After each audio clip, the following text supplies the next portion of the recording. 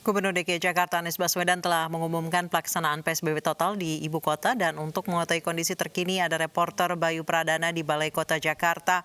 Bayu, sejauh ini apakah ada pengumuman lanjutan dari Balai Kota Jakarta?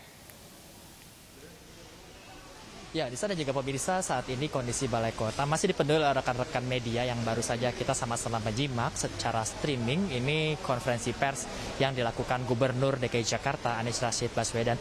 Memang konferensi pers ini dilaksanakan dengan cara terbatas, hanya media pool saja yang boleh masuk ke dalam. Ini guna juga untuk melakukan jaga jarak atau social atau physical distancing dalam konferensi pers yang dilakukan beberapa saat lalu.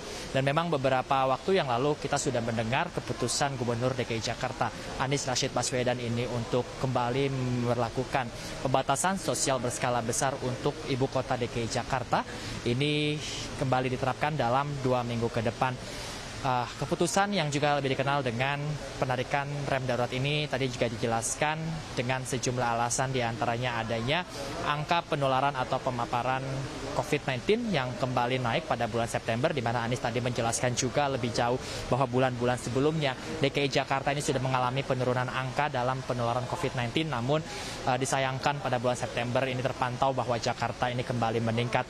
Tadi juga telah hadir juru bicara dari Satgas Penanganan COVID-19, Profesor Wiku, yang juga tadi menjelaskan di preskon baru saja ini yang dilakukan, bahwa Profesor Wiku ini menjelaskan bahwa ini bagian dari upaya untuk melakukan gas rem apabila memang diperlukan melihat DKI Jakarta meningkat angka positifnya, maka memang hal ini yaitu pemberlakuan pembatasan sosial berskala besar ini memang harus dilakukan, tentunya untuk menyelamatkan kesehatan yang dalam hal ini adalah warga DKI Jakarta. Namun meskipun dilakukan lagi PSBB atau pembatasan sosial berskala besar di Jakarta ini, walaupun ada beberapa hal yang sama seperti PSBB sebelumnya, diantaranya yaitu penutupan tempat wisata dan juga tempat olahraga serta tempat-tempat yang memang dikirakan akan menimbulkan perkumpulan masyarakat, namun ada beberapa hal yang berbeda yang memang disesuaikan.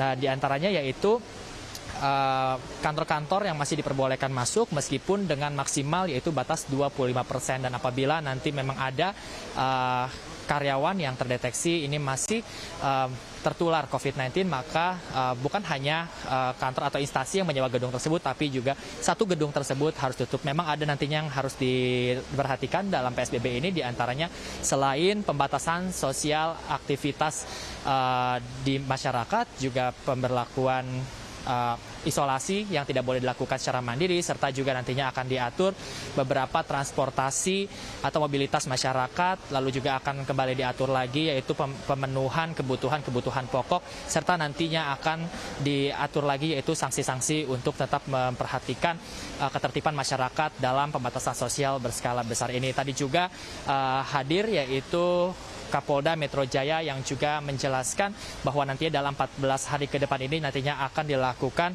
operasi untuk menegakkan hukum untuk menjamin masyarakat Jakarta ini tetap tertib. Anissa. Baik, terima kasih Bayu Pradana melaporkan langsung dari Balai Kota Jakarta. Selamat bertugas kembali. Dan pemirsa, demikian Breaking iNews. Saya ulang lagi bahwa DKI Jakarta kembali menerapkan pembatasan sosial berskala besar secara total mulai 14 September hingga 2 pekan ke depan dengan sejumlah aturan yang kembali diberlakukan sama seperti PSBB tahap awal yang nanti akan dirincikan dan akan dituliskan agar masyarakat lebih memahami apa aturan-aturan yang tercantum dalam peraturan tersebut.